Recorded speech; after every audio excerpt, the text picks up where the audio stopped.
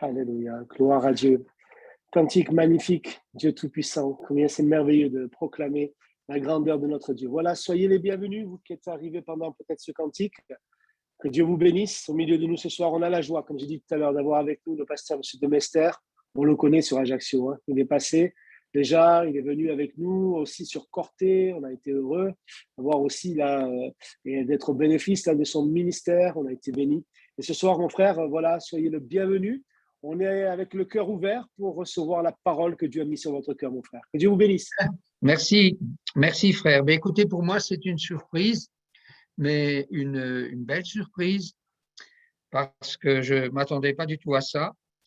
Et j'ai hésité quelque peu au sujet du message qu'il fallait que je vous apporte ce soir. J'ai demandé au Seigneur de me conduire et j'ai donné à mon intervention ce soir un titre. Ce titre, le voici, Appel à témoins. Appel à témoins.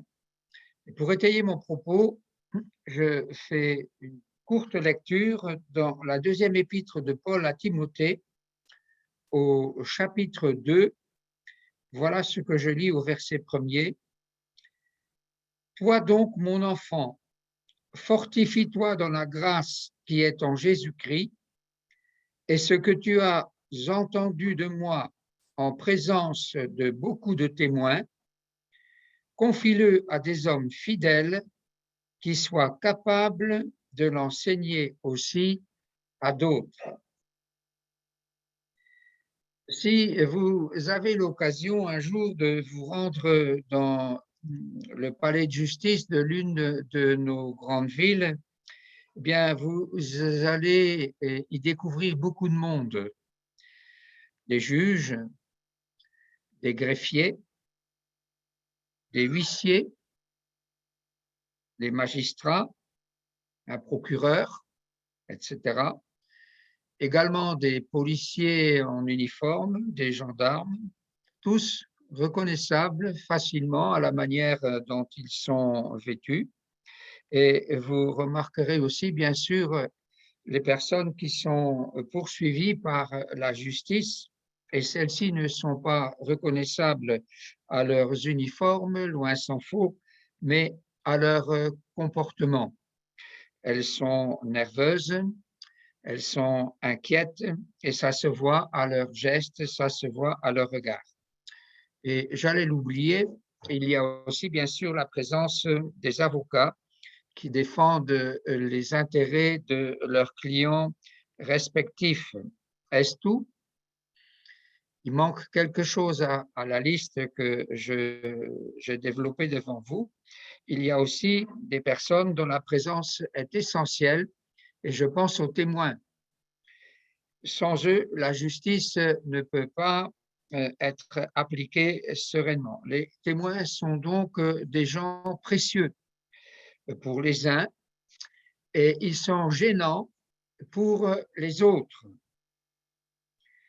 Si je passe du palais de justice à la rue, supposez que vous soyez au volant de votre voiture.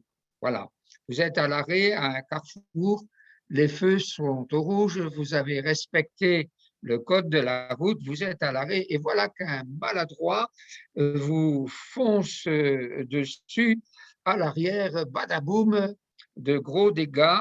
Et en plus, le monsieur sort de sa voiture, il commence à crier et il ne reconnaît pas sa faute. Et voilà que la situation, tout à coup, est très tendue et le ton risque de monter. Que faire?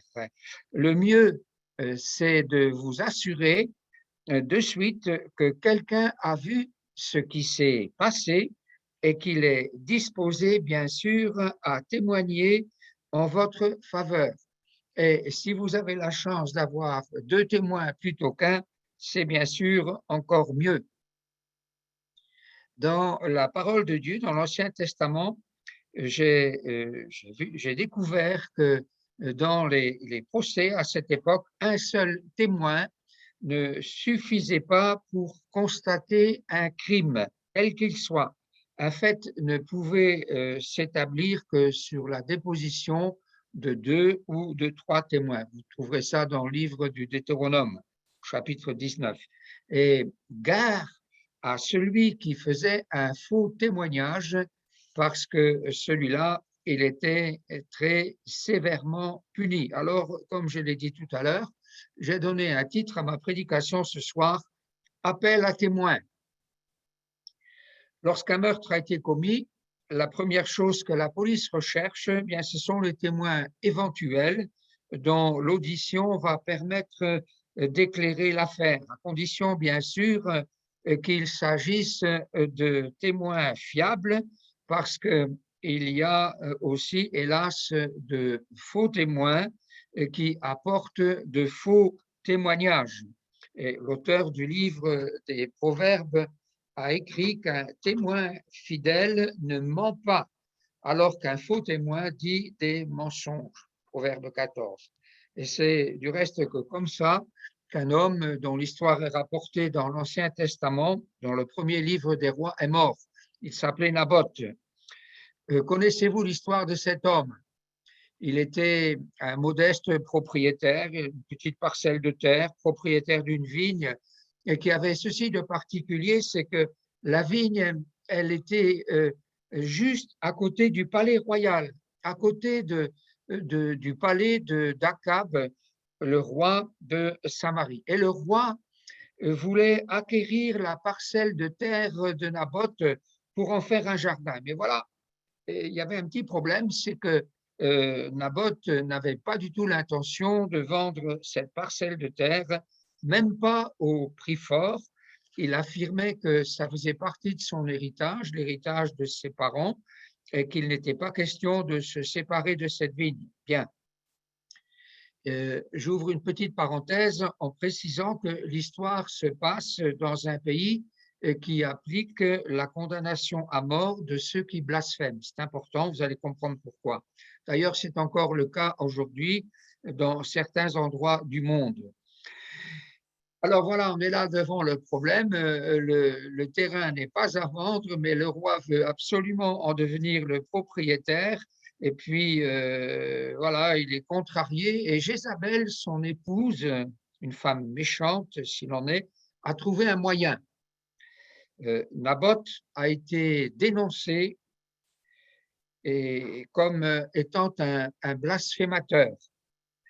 On a dénoncé comme ayant maudit Dieu et le roi. On a soudoyé 2 hommes pour apporter un faux témoignage et l'affaire a été rondement menée.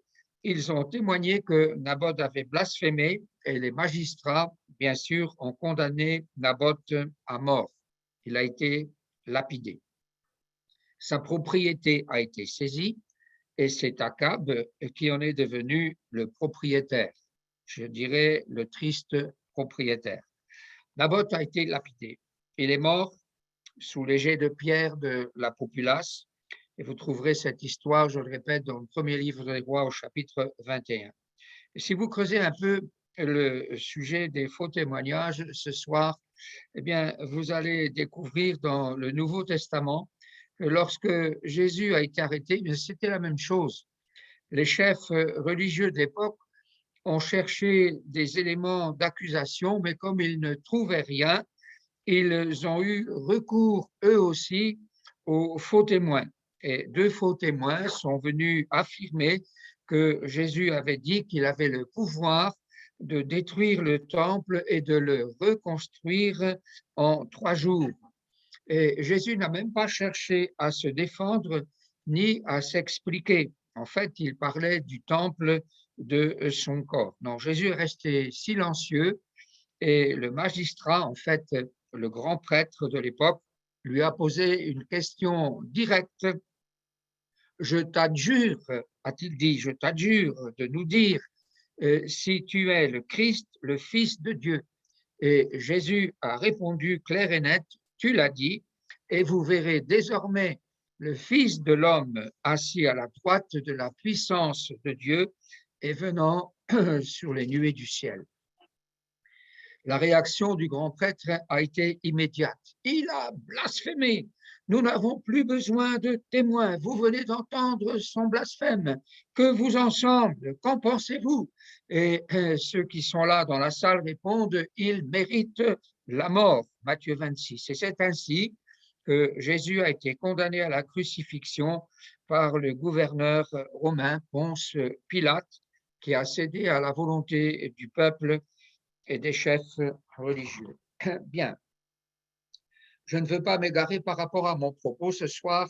Et je reviens au titre de ma prédication, Appel à témoin. Le rôle d'un témoin est simple et en fait, il se résume à peu de choses, mais deux choses importantes, deux choses essentielles. Il doit dire ce qu'il a vu et ce qu'il a entendu. Rien d'autre. Janine, tu veux m'apporter un peu d'eau, s'il te plaît? Excusez-moi, j'ai la voix enrouée. On n'est pas en Corse, ici on est dans le nord et il fait froid. Le rôle d'un témoin est simple. Il se résume à deux choses, je répète. Il lui suffit de dire ce qu'il a vu et entendu, rien d'autre. Mais pour être efficace, il ne peut pas se taire. Et si je ramène cela ce soir dans le domaine de la foi qui nous est commune, la Bible pose la question: comment les gens croiront-ils si personne ne leur parle, s'il n'y a pas de témoins? Et c'est intéressant de se pencher sur les dernières paroles de Jésus. Jésus, avant son ascension au ciel, a donné ses dernières instructions et curieusement, il n'a rien dit sur le fonctionnement de nos églises, il n'a rien dit sur le choix de nos cantiques, par exemple, ni sur l'utilisation de nos finances. Non, mais il a dit l'essentiel. Excusez-moi, il a dit l'essentiel. Vous recevrez une puissance, le Saint-Esprit viendra sur vous et vous serez mes témoins. Actes chapitre 1, verset 8. Vous serez mes témoins à Jérusalem, dans la Judée, dans la Samarie et jusqu'aux extrémités de la terre. Et la Corse, bien sûr, ne fait pas exception. Témoigner n'est pas toujours facile. Jésus leur a dit que la repentance et le pardon des péchés seraient prêchés en son nom à toutes les nations. Et il a ajouté, vous êtes témoins de ces choses, et voici, j'enverrai sur vous ce que mon Père a promis, parce que Dieu savait que c'était là quelque chose d'important et de difficile. Et Jésus faisait allusion à la venue de l'Esprit Saint qui donne aux chrétiens de l'assurance pour parler du Seigneur. Je ne sais pas si pour vous c'est quelque chose de facile de témoigner de la grâce de Dieu. On ne le fait pas toujours, on ne le fait pas suffisamment. Je vais partager avec vous quelque chose que j'ai vécu ici dans mon quartier. 2 pavillons au-dessus du mien, il y a une femme, une veuve. Un jour, je la vois dans la rue et puis elle était toute désemparée et j'ai compris que quelque chose se passait. En fait, son mari venait de se pendre. Il s'était suicidé, il s'était pendu. Ça m'a renversé. Un beau pavillon, un camping-car dans le garage, une moto, une grosse moto sur le trottoir, et, tout le confort. Il avait apparemment une bonne santé, pas de problème. Il s'était pendu. J'étais déboussolé et j'étais repris dans ma conscience parce que jamais je n'avais parlé à cet homme. Je me suis entretenu avec sa veuve, j'ai parlé un peu avec elle, je l'ai encouragée et je suis revenu pour lui donner une Bible quelques jours plus tard. Savez-vous ce qu'elle m'a dit? Elle a dit: ah, monsieur de Mester, un malheur n'arrive jamais tout seul. Vous savez ce qui m'arrive? Alors elle se met à sangloter. Elle dit: ma fille a décidé d'aller rejoindre son père et sa fille venait de se suicider elle s'était pendue à son tour. Voyez comme c'est important, mes frères et sœurs, de témoigner aux gens de notre entourage de notre foi. La foi, c'est quelque chose de contagieux, mes frères et sœurs, mais encore faut-il, si vous voulez, excusez l'expression, si vous voulez transmettre le virus, si vous voulez transmettre la foi, il faut vous approcher des personnes et il faut avoir le courage de de leur parler. Témoigner, je le disais, n'est pas toujours chose facile. Il faut pour cela du courage, de la clarté dans les propos, de l'honnêteté aussi et de l'amour pour la vérité. Et c'est la raison pour laquelle Jésus a promis de nous revêtir d'une puissance, celle du Saint-Esprit. Et sa promesse, comme vous le savez, s'est réalisée le jour de la Pentecôte, lorsque les 120 réunis dans la chambre haute, l'Esprit de Dieu est descendu sur eux et ils se sont mis à louer Dieu et à parler dans des langues étrangères. Mais laissez-moi vous dire, laissez-moi partager avec vous que le plus important ce jour-là n'était pas qu'ils se soient mis à parler en différentes langues. Le plus important, c'est qu'à compter de ce moment précis, ils ont été pleins d'assurance pour le témoignage. Voilà les autorités qui arrêtent Pierre et Jean. Ils viennent, ces deux-là, de guérir un boiteux de naissance qui n'avait jamais marché. Et les gens étonnés sont accourus, bien sûr. Les autorités arrêtent Pierre et Jean, on les jette en prison. Ils sont traduits devant le Sanhédrin, c'est-à-dire devant le tribunal de l'époque. On les interroge. Par quel pouvoir avez-vous fait cela? Et rempli du Saint-Esprit, Pierre, en peu de mots, va rendre témoignage de la puissance du Seigneur. Auparavant, il était craintif. Même devant une servante, il n'aurait pas osé prendre position. Il était effrayé à la pensée qu'on pouvait le prendre pour un disciple de Jésus. Mais maintenant, alors qu'il est rempli du Saint-Esprit, il n'a plus de frayeur.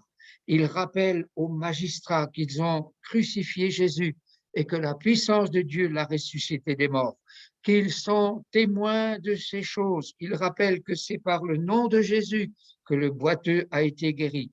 Et il poursuit en disant, il n'y a de salut en aucun autre qu'en Jésus.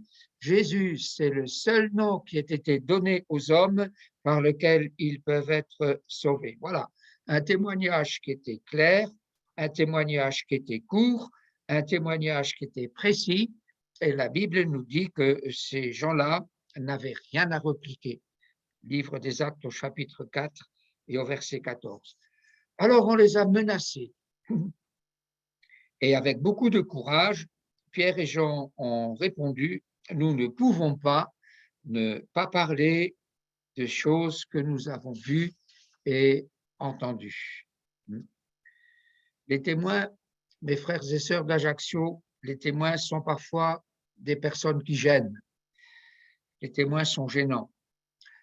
On cherche parfois à les contredire, à les ridiculiser, on cherche à les faire taire, on cherche parfois même à les faire disparaître.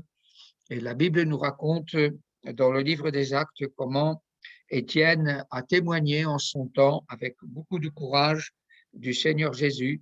Il a dit ce qu'il avait vu et ce qu'il avait entendu de la part du Seigneur. Il a dit des choses qu'il avait expérimentées tout simplement et ses accusateurs se sont bouchés les oreilles et Étienne, comme vous le savez, a été lapidé. Saul de Tarse était aussi un témoin gênant. Il avait été établi comme ministre et témoin, acte 26, et il avait été prévenu que ce ne serait pas facile. Et le Seigneur avait dit, je lui montrerai tout ce qu'il aura à souffrir pour mon nom. Alors, c'était tellement fort qu'un jour, on lui a tendu un guet-apens avec l'objectif de l'assassiner. Bon. Aujourd'hui, nous ne craignons pas pour le moment ce genre de persécution et nous avons une pleine liberté encore de partager l'Évangile et de parler du Seigneur. Et Nous ne pouvons pas, mes frères et sœurs d'Ajaccio, rester silencieux. Et pourtant, c'est souvent ce que nous faisons. J'habite Tettegem, dans la banlieue de Dunkerque, et je vous ai partagé cette triste histoire qui m'était arrivée, là, ces 2 suicides juste à côté de la maison, alors que ces gens-là qui étaient dans le désespoir, qui traversaient la vie sans espérance, sans but, eh bien, ils ont mis fin à leur jour. Et c'est vrai que s'il y a des suicides, il n'y a pas que ça, il y a des situations tragiques. Si c'est un divorce, là, c'est quelqu'un qui est atteint d'un cancer. Ailleurs, c'est la dépression ou la mésentente. Et dans ce monde en désarroi, nous sommes porteurs d'un message d'espérance que nous ne pouvons pas enfouir en nous-mêmes, parce que, je le répète, ce serait de la non-assistance à personne en danger, comme à l'époque de la reine Esther.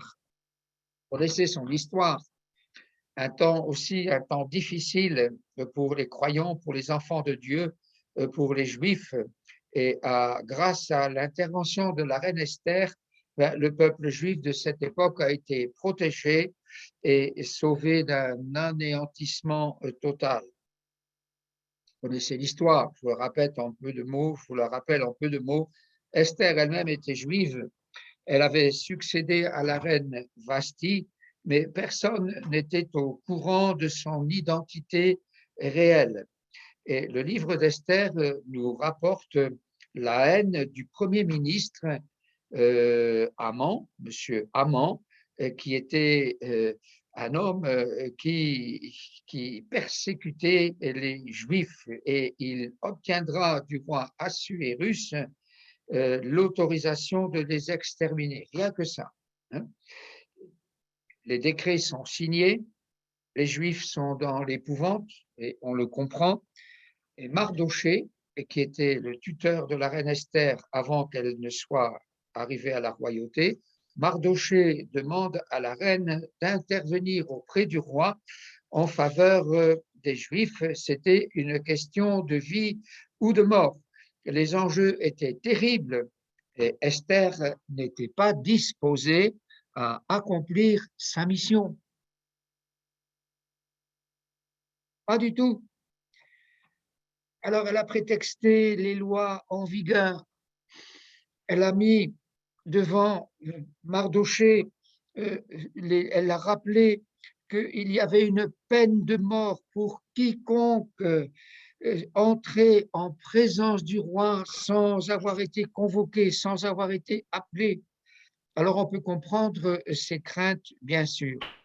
Et Mardoché va la secouer quelque peu, il la met en garde, et voilà ce qu'il dit. Ô reine Esther, ne t'imagine pas que tu échapperas seul d'entre les Juifs parce que tu es dans la maison du roi.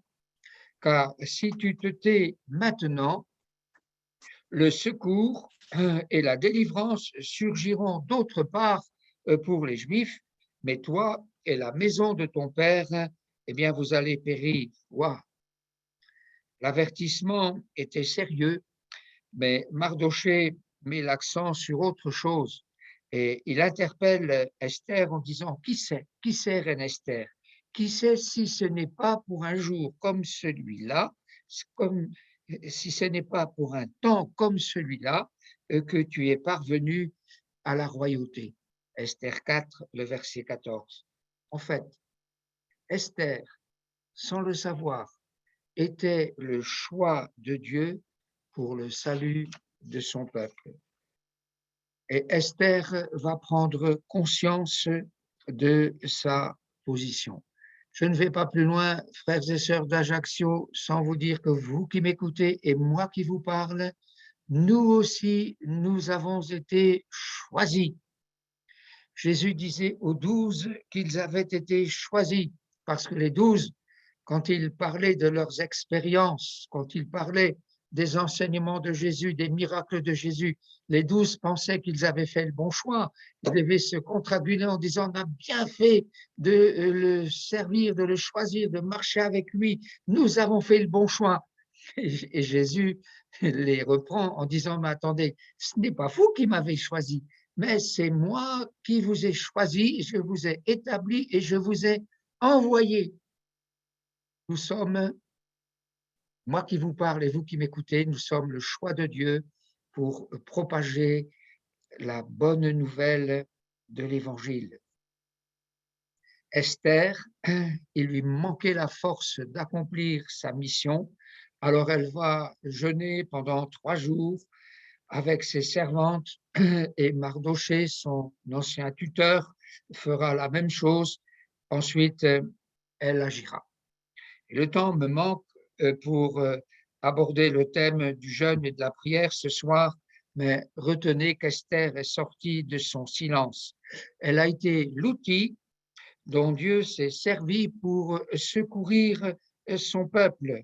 Et il en est de même, mes frères et sœurs, pour chacun d'entre nous. Dieu nous a fait la grâce du salut et nous sommes son choix pour porter aux autres ce message d'espérance. La Bible nous dit que la volonté de Dieu, c'est que tous les hommes parviennent à la connaissance du salut. Dieu veut que tous les hommes soient sauvés et parviennent à la connaissance du salut. Je posais la question dimanche à l'église où je suis pasteur et je demandais aux gens, pensez-vous que la volonté de Dieu qui est que tous les hommes soient sauvés, pensez-vous que la volonté de Dieu va s'accomplir? Oui ou non? On va passer au vote. Quels sont ceux qui pensent que oui? Alors, il y a beaucoup de mains qui se sont levées. Moi, je n'ai pas levé la main, j'ai dit, ça ne s'accomplira, la volonté de Dieu ne s'accomplira que dans la mesure où son Église acceptera de sortir de son silence, parce que la plupart des chrétiens de France sont des chrétiens silencieux. Dans certaines cultures, il est facile de partager son expérience chrétienne. Je pense à l'Afrique, je pense aux États-Unis. Mais dans nos pays occidentaux, et plus particulièrement en France, c'est très difficile. S'il y a un sujet qui est tabou, c'est d'aborder le sujet de la foi. Voilà pourquoi il est important, mes frères et sœurs, d'être revêtus de la puissance d'en haut et d'avoir cette conviction que nous sommes le choix de Dieu pour répandre son message.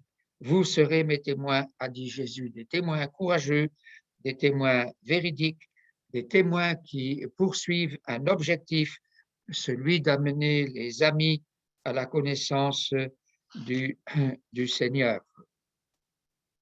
Quand un témoin affirme avoir vu une voiture venant de la droite entrer en collision avec une voiture qui venant de la gauche, laissez-moi vous dire qu'il n'a pas besoin d'être un expert en automobile et de parler du fonctionnement du moteur de la voiture. Non, non, non, non. Il lui suffit tout simplement de dire ce qu'il a vu. C'est tout simple. Si vous qui m'écoutez, vous avez vu le Seigneur à l'œuvre dans votre vie, eh bien, dites-le tout simplement à ceux qui en ont besoin. C'est aussi simple que cela. Il n'y a pas besoin de faire de grands discours, il n'y a pas besoin d'exposer les doctrines évangéliques. Je cite ici les paroles de Jésus qui confirment ce que je viens de dire. Nous rendons témoignage de ce que nous avons vu. Évangile de Jean, chapitre 3, verset 11. C'était le cas de l'homme de Gadara. C'était un homme qui était rempli de mauvais esprits. Et la Bible nous raconte l'entretien de Jésus avec cet homme. Le voilà maintenant complètement transformé. Toute la puissance qu'il avait, la puissance diabolique qu'il habitait, a été chassée par Jésus dans un troupeau de porcs. Et cet homme retrouve son bon sens. Il demande à Jésus l'autorisation de rester avec lui. Mais le Seigneur avait pour lui d'autres projets. Et il lui dit, non, mais retourne vers les tiens et raconte-leur la belle histoire, raconte-leur ce qui t'est arrivé, raconte-leur. Il ne connaissait pas grand-chose de la doctrine, mes frères et sœurs. Il n'avait pas suivi beaucoup de réunions. Je ne sais même pas s'il était propriétaire de l'Ancien Testament. Ce que je sais, c'est qu'il est allé partout dans toute la Décapole, toute la région où il y avait une dizaine de villes. Il est allé raconter ce que Jésus avait fait pour lui. C'est magnifique et c'est exactement ce que le Seigneur attend de chacun de nous. Le jour de la Pentecôte, quand le Saint-Esprit est descendu sur les 120, les gens sont venus. Ils sont venus voir ce qui se passait. Et Pierre leur a parlé de Jésus, de sa puissance, de son sacrifice et de sa mort sur la croix. Et il leur a parlé aussi, bien sûr, de sa résurrection. Ce Jésus, Dieu l'a ressuscité des morts et il ajoute, nous en sommes tous témoins.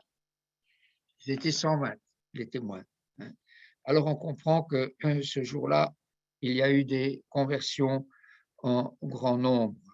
Ah, mes frères et sœurs d'Ajaccio, si vous aviez, ou plutôt si nous avions, parce que je me mets au même rang, hein, si nous avions l'audace des 120 qui étaient dans la chambre haute, nos locaux, nos propres locaux seraient, je crois, rapidement beaucoup trop petits.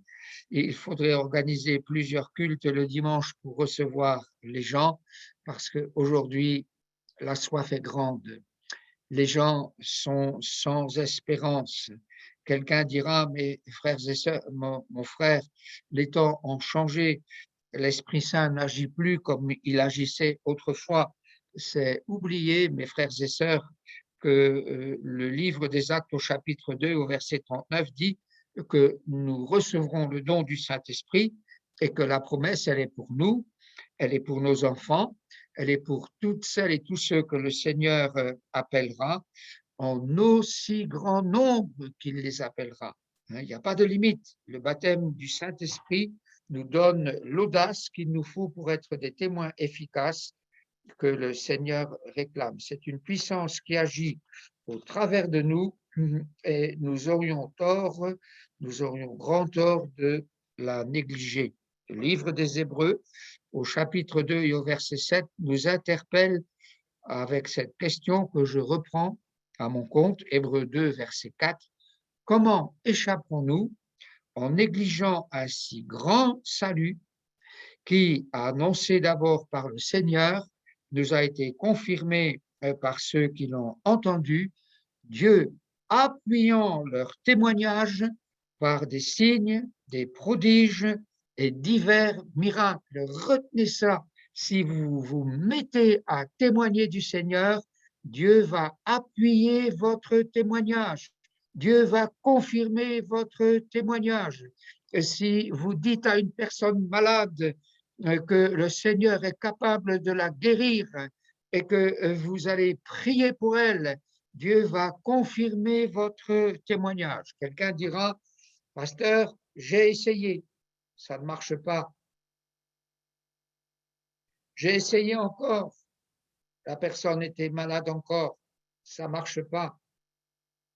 Pourquoi? Pourquoi? Parce que quand ça ne marche pas, qu'est-ce qu'il faut faire? Il faut recommencer, tout simplement. Quand un enfant apprend à marcher, ça ne marche pas, il tombe, même s'il est en bonne santé, même s'il est fort sur ses petites jambes. S'il apprend à marcher, il va tomber. Il ne se découragera pas, il va se relever, peut-être il va pleurer un coup, mais il va se relever, il va recommencer et il finira par marcher, par courir. Ce sera même peut-être un footballeur. Dieu appuie le témoignage des chrétiens. Et mes frères et sœurs, il faut dans ce domaine-là de la persévérance. Si vous priez pour la guérison d'une personne, n'abandonnez pas, mais revenez au pied du Seigneur. Parlez-lui de vos craintes, de votre faiblesse et recommencez. Les gens qui réussissent dans la vie, ce sont les gens qui recommencent après l'échec. Retenez cela. Ils se relèvent de leurs échecs et les échecs sont un tremplin pour le succès. C'est vrai, dans le domaine du témoignage, voilà un bel encouragement pour nous ce soir.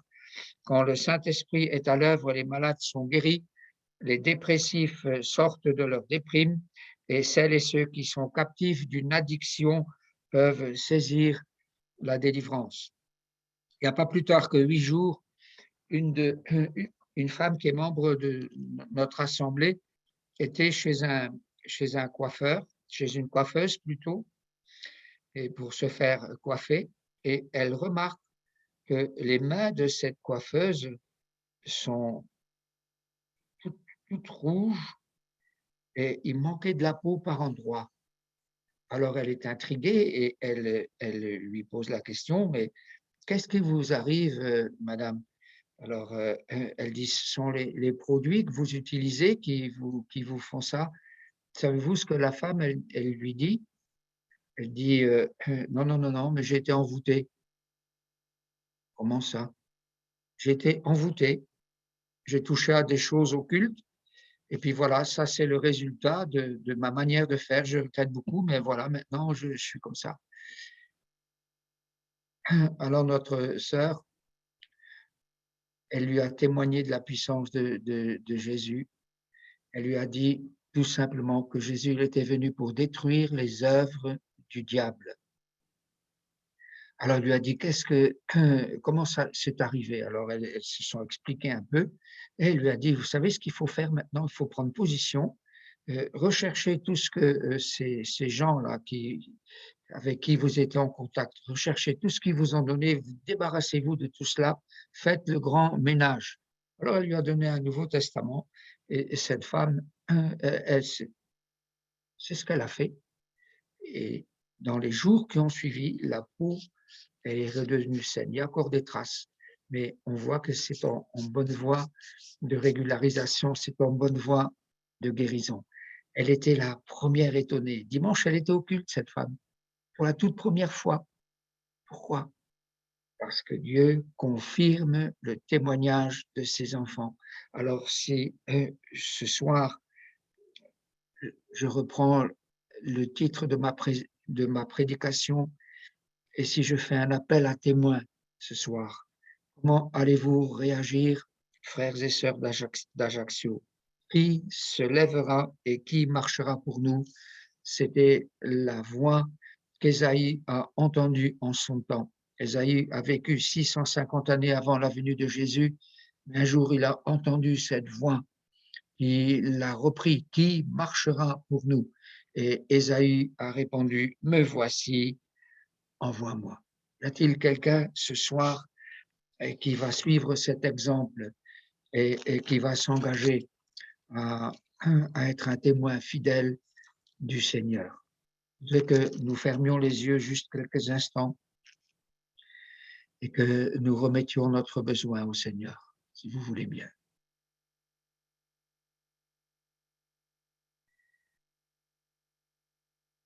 Notre Père céleste, tu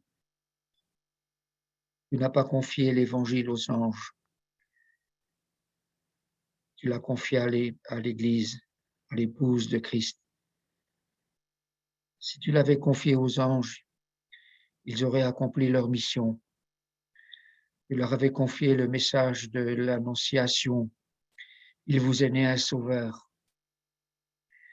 Tu leur as confié aussi le message de la résurrection. Pourquoi cherchez-vous parmi les morts celui qui est vivant? Ça, ce sont les anges qui ont véhiculé ces messages-là. Mais les messages de l'Évangile, le message qui sauve, qui libère, qui transforme les vies, qui amène quelqu'un au pardon des péchés. Tu as confié ça non pas aux anges, mais à l'Église fidèle, chrétiens que nous sommes, à nous qui sommes là ce soir, réunis autour de ta parole. Nous prions que tu renouvelles en nous, Seigneur, que tu renouvelles en nous cette soif d'être tes serviteurs, tes ambassadeurs, des gens, Seigneur, qui auront la facilité de s'exprimer, de partager avec leur entourage les choses qu'ils doivent entendre. Te prions, Seigneur, tu vois la situation dans le monde, c'est pas brillant, que ce soit en Corse ou en métropole. Seigneur, il n'y a pas beaucoup de morale. Les besoins sont grands, Seigneur, mais nous ne sommes pas, nous, sans solution. Tu as mis dans nos cœurs quelque chose de magnifique, de merveilleux, et nous prions que, semblable à la reine Esther, Seigneur, nous ayons le courage, Seigneur, d'aller au-devant, Seigneur, avec un message d'espérance, de salut. Merci, Seigneur, oui. Tu vois ce soir ce qui se passe dans nos cœurs, dans nos pensées. Nous prions que tu nous fasses grâce et que tu renouvelles en nous cette audace, que tu renouvelles en nous, Seigneur, le don du Saint-Esprit, que tu fasses de nous tes témoins, des témoins authentiques, des témoins audacieux, des témoins efficaces, afin que ton royaume aille de l'avant, Seigneur, afin que ton œuvre grandisse ici-bas sur la terre et que ton nom soit glorifié. Père, j'ai prié dans le nom de Jésus pour mes frères et sœurs d'Ajaccio. Seigneur, veille sur la parole qu'ils ont reçue et qu'elle reste dans leur cœur, qu'ils la méditent, Seigneur, et qu'ils prennent position pour la gloire de ton nom. Amen. Amen.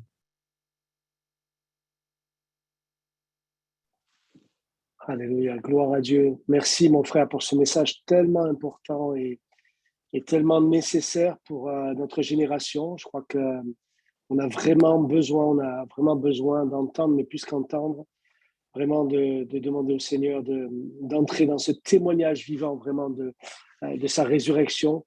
Et pour ça, c'est vrai qu'on a besoin du Saint-Esprit, on a besoin du baptême dans le Saint-Esprit, d'être renouvelé dans le Saint-Esprit. Vraiment, merci mon frère pour ce message. Vraiment, en tout cas, personnellement, je sais qu'on a besoin de réaliser cela chaque jour pour notre génération. Et vraiment, on veut répondre à cet appel du Seigneur. Amen.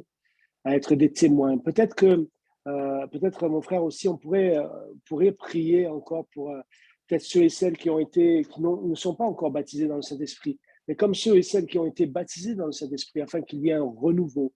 Au travers de ce Zoom, un temps de visitation, peut-être là où vous êtes, frères et sœurs, chez vous, le Saint-Esprit qui vient sur vous et qui donne une force à ce message que nous avons reçu, afin qu'on nous comprenne qu'il y a des gens qui nous attendent. Et ça, je le crois, on l'a réalisé. Il y a des gens qui nous attendent, qui ont besoin d'entendre l'évangile.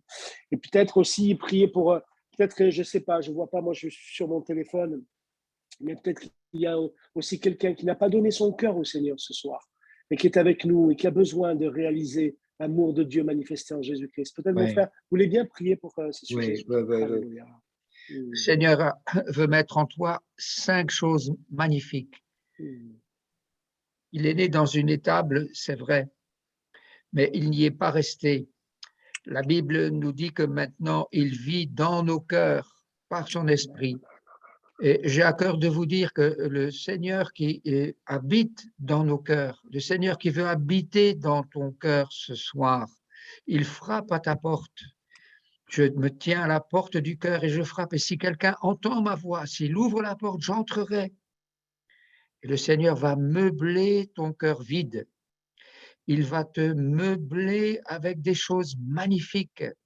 La Bible dit, nous avons tout pleinement en Jésus-Christ. Nous avons un plein salut.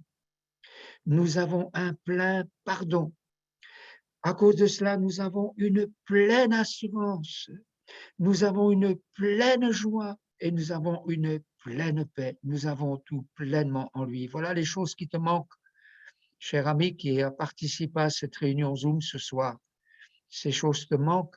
Alors ouvre ton cœur pendant ma prière et le Seigneur fera son entrée en toi.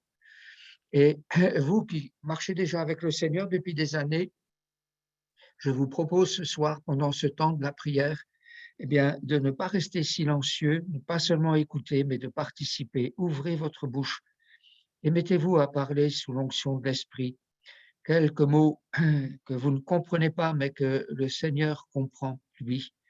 Ce sera une prière de qualité qui montera suite à ce que vous avez entendu et vous serez renouvelé avec sa grâce. Vous serez renouvelé dans la puissance de l'Esprit Saint. Je vais élever ma voix maintenant. Seigneur, tu n'as pas de limite, toi, tu n'es pas limité par la distance.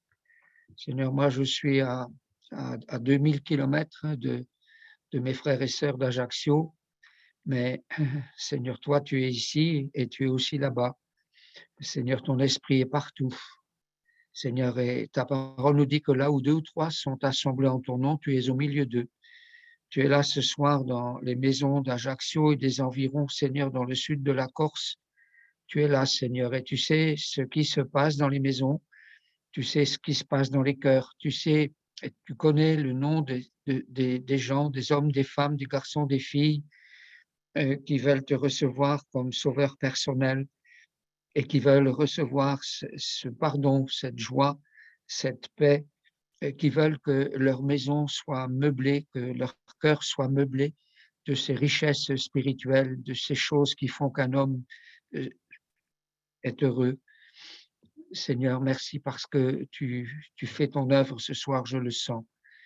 Et je prie ce soir, Seigneur, pour mes frères et sœurs qui te connaissent depuis déjà si longtemps, et Seigneur, et qui se mettent à parler dans des langues nouvelles ce soir. Seigneur, renouvelle-les dans l'Esprit Saint, s'il te plaît, et rappelle-leur, Seigneur, que ce qu'ils ont reçu, Seigneur, ce n'est pas seulement pour parler en langue, mais c'est pour qu'ils soient revêtus d'autorité et de puissance. Seigneur, j'ai prié dans le nom de Jésus.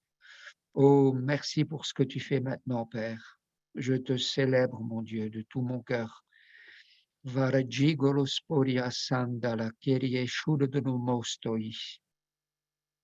Bertwiria sindala clia duro juru watseberedaye.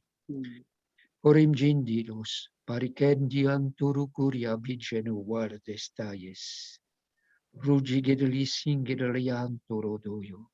Toi qui es dans le recueillement, toi qui es dans la prière, le Seigneur a entendu ta prière et il va multiplier pour toi les occasions de rencontre. Tu vas avoir en face de toi, tu vas croiser des hommes, des femmes, tu vas croiser des personnes qui ont faim et soif. Alors sois attentif, ne mets pas ça sur le compte du hasard. Voici, j'ai préparé pour toi des choses. J'ai préparé pour toi des choses afin que tu entres dans ton appel et que tu sois un témoin audacieux et un gagneur d'âme, dit le Seigneur. Amen. Gloire à Dieu. Alléluia. Alléluia. Merci, Seigneur. Merci. Peut-être deux, trois frères, sœurs qui lèvent leur voix, qui remercient le Seigneur vraiment, parce que je crois vraiment qu'il est en train d'agir là, dans nos cœurs, dans nos vies. Ce soir encore. Alléluia. Amen, amen, amen. Orgodila biara sandila cheke de l'ostoi. Feye wada glimbando goye. Alléluia. O vicangina wandelo sporiande keye. Oui, encore une fois, tu fais grâce à ton peuple. Te remercions vraiment pour ta parole, Seigneur. Cette onction que tu déverses sur chacun, l'onction de ton esprit. Oui, combien, Seigneur, c'est vrai, Seigneur, tu places sur notre chemin des personnes. C'est toi qui agis par ton esprit. Alors merci, Seigneur. Merci de continuer en chacun de nous cette œuvre, afin que nous soyons vraiment des témoins fidèles, d'être agréables, Seigneur. Merci pour la parole que tu as mise sur le cœur de mon frère. Merci, Seigneur, pour cette église que tu as placée en Corse, Seigneur. Il y a tant d'âmes à sauver. Oh oui, quelle joie de te servir, Seigneur. À toi la gloire, mon Dieu. Amen. Amen.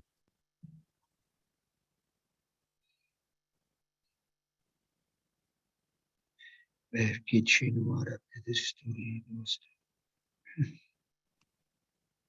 vrai, Seigneur, je te bénis en cette soirée. Merci, c'est vrai, parce que pour le témoignage de Jésus-Christ, c'est le plus beau des témoignages. Je suis fier d'être ton témoin, Seigneur Jésus. Je suis fier de propager autour de moi le témoignage de ce Dieu qui s'est fait homme, qui a donné sa vie pour moi, qui a offert le salut à la croix. Merci pour ta grâce. Quel beau témoignage. C'est vrai, c'est pas un faux témoignage. C'est le meilleur des témoignages. Je suis fier d'en être témoin, Seigneur, parce que je l'ai vécu, parce que je l'ai expérimenté. Chaque jour, je réalise et je vis que ta grâce, Seigneur. Merci, Seigneur. Nous puissions être renouvelés en cette soirée, chacun de nous, Seigneur, suite à ce message, afin d'être témoins puissants, c'est temps difficile que nous vivons, Seigneur. C'est vrai, tout le monde a besoin de toi, Seigneur. Les gens ont besoin de toi, Seigneur Jésus, et que nous puissions bien, être renouvelés dans ce témoignage. Si un frère, une sœur a perdu peut-être l'assurance, que tu puisses donner cette assurance de parler de toi, Seigneur. Que tu puisses ouvrir des portes, comme disait l'apôtre Gloire à Paul, Dieu. qui prie Donne pour que des portes soient ouvertes, l'audace. qui prie pour qu'il ait de l'assurance pour le faire. C'est notre prière, c'est ma prière ce soir, que nous puissions être renouvelés, fortifiés dans ce témoignage, parce que je le répète, c'est le plus beau des témoignages. Merci, Seigneur. Ouais. Ouvre ton cœur et reçois cette audace, l'audace de la foi. C'est l'audace qui a poussé Pierre à enjamber le bord de la barque et à marcher sur l'eau. C'est l'audace qui a poussé cet homme à élever la voix le jour de la Pentecôte et à s'adresser aux personnes de Jérusalem. Reçois cette audace. Elle est pour toi. Elle remplacera ta timidité. Elle balayera tes craintes et tu verras de belles choses. Gloire à Dieu. Alléluia. Est-ce que je peux partager, pasteur Trapani, Amen. Oui, oui, quelque chose oui. que j'ai vécu il y a quelques années en arrière? Je venais de m'adresser aux jeunes de l'ITB à Bordeaux, un peu dans le même sens que ce soir. Je les ai boostés pour qu'ils soient un peu plus audacieux pour parler du Seigneur. Et je ne m'attendais pas du tout à ce qui allait m'arriver ce soir même. Parce qu'en quittant l'école biblique, je suis descendu à la frontière espagnole, j'avais quelqu'un à voir dans un hôpital là, et j'attendais le train de nuit qui me remonterait sur le nord de la France, et j'étais dans la salle d'attente de la gare, il y avait beaucoup de monde, et voilà qu'un monsieur, un arabe, un musulman, avec sa petite coiffe là, reconnaissable, hein, sa robe, il entre et il avait sa valise à la main droite et à la main gauche, il avait un tapis sur le bras. Il pose sa valise et il déroule son tapis. Et savez-vous ce qu'il fait? Ben, il se met à genoux et puis il commence à faire sa prière. Et tout le monde le regardait. Il y avait beaucoup de monde dans la salle d'attente. Et lui, il était occupé. Et l'Esprit de Dieu me dit, as-tu vu cet homme? Est-ce que tu oserais faire ce qu'il fait? Et j'ai dit non. Je n'oserais pas, moi, me mettre à genoux comme ça dans la salle d'attente devant tout le monde et commencer à prier, à louer le Seigneur. Alors j'étais malheureux. C'est un peu comme si l'Esprit de Dieu me disait, tu vois, tu as encouragé les autres et toi-même, ben, tu es dans une situation pareille. Alors j'étais malheureux. Et voilà que cet homme, il se relève, il enroule son tapis, et il va s'asseoir. Et Dieu fait bien les choses. La personne qui était à côté de lui, parce que peut-être à cause qu'il était musulman, la personne à côté ne voulait pas rester là. La personne qui était à côté de lui se lève et elle quitte sa place. Il y avait donc une place libre. Et je me suis empressé d'aller m'asseoir à côté de lui. J'ai dit, monsieur, excusez mon audace. Je dis, je viens de voir ce que vous avez fait. Et je dis, je suis pasteur, moi. Et je vous dois la vérité, j'oserais pas faire ce que vous avez fait. Il dit, comment ça? Je dis, moi, j'oserais pas prier comme ça en public, comme vous avez fait. Mais il dit, je ne peux pas vivre sans prier, moi. Je ne peux pas vivre sans prier. Je dis, c'est bien courageux de votre part de faire comme ça en public, mais je me permets une question. Vous priez qui? Alors, il me répond, je prie le prophète. Ah bon? Et je dis, comment ça se passe? Mais il dit, je mets le tapis, direction la Mecque. Et il dit, je fais mes prières en direction de la Mecque. Ah, je dis, oui, c'est là où est enterré votre prophète. Il dit, c'est ça, c'est le tombeau du prophète. Alors moi, je lui réponds, je dis, vous savez, moi, quand je prie pas le prophète, je prie Issa. Son tombeau, il est vide. Alors il me regarde et il fait, non, Sidna Issa. Issa, ça veut dire Jésus. Je prie Jésus. Et il me répond, non, le Seigneur Jésus. Waouh. Alors j'étais repris et je lui pose une nouvelle question. Je dis, vous le connaissez, le Seigneur Jésus, Sina Issa? Il dit oui, le Coran, il parle de lui. Alors, il me cite plusieurs passages du Coran où il est question de Jésus, de Issa. Et puis, on parle un peu, et je lui raconte en peu de mots le plan du salut. Au bout d'un moment, je prends mon courage à deux mains et je lui pose la question, vous voulez qu'on prie le Seigneur Jésus ici, Sina? Alors, il fait ici? Je dis oui. Il dit, je veux bien. Et vous savez quoi? Il se lève pour la prière. Waouh! Et moi, j'étais dans mes petits souliers. Je ne savais pas comment j'allais m'en sortir. Je dis, Seigneur, lui, il veut prier à haute voix. Et je lui ai proposé, je dis, maintenant, je fais quoi là? Alors, les gens nous regardaient. Hein. Et puis, vous savez ce qui s'est passé? Eh bien, le Seigneur, il est merveilleux. Il y a un monsieur de race noire qui s'est approché et il m'a dit, excusez-moi, je crois comprendre ce qui se passe. Permettez-moi de me présenter, je suis pasteur au Bénin. Alors, si vous voulez, on va prier à 3. Dieu m'avait envoyé du renfort. Alors, on a prié à 3 ce jour-là. On était réjouis. On a conduit Mouloud au Seigneur comme ça. À Dieu soit la... Bien, ce sont des petites choses qui nous boostent, qui nous encouragent, des petites choses que vous pouvez vivre même ce soir ou demain. Que Dieu vous bénisse, frères et sœurs. Amen, amen, amen. Gloire à Dieu. L'audace de la foi. Hein. Merci, mon frère. C'était un très bon imprévu de vous inviter. Voilà, merci pour ce message. En tout cas, on veut le méditer et vraiment que Dieu vous bénisse. Et puis à bientôt. Puis en Corse, hein, on espère que vous allez revenir là en Corse hein, aussi faire un tour. Hein. Ouais, donc, les routes sont étroites pour le camping-car. Ouais, je sais, c'est vrai, c'est vrai. En tout cas, un grand merci, mon frère. Que Dieu vous bénisse. Vendredi, on aura la joie d'avoir avec nous Marie et Bruno Gauthier aussi, qui seront là avec nous. On vous invite aussi à vraiment inviter des personnes, des amis, même des parents là, dans ces Zooms. Il y aura des témoignages, l'évangile va être annoncé, on va prier pour les malades aussi, prier pour que Dieu se révèle. Alors voilà, vendredi, on sera là réunis donc à 19h. Et puis les jeunes aussi, à 18h samedi, seront réunis en Zoom.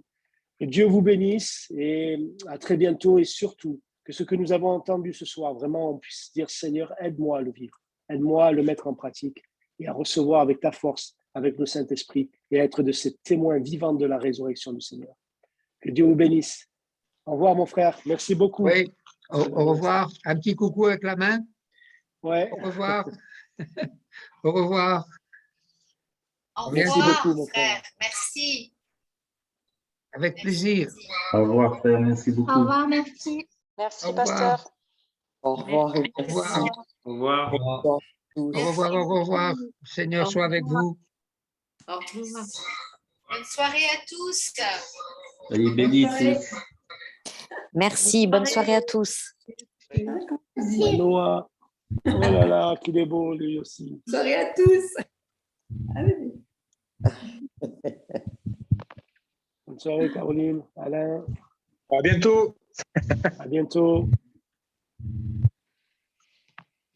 Salut Luc.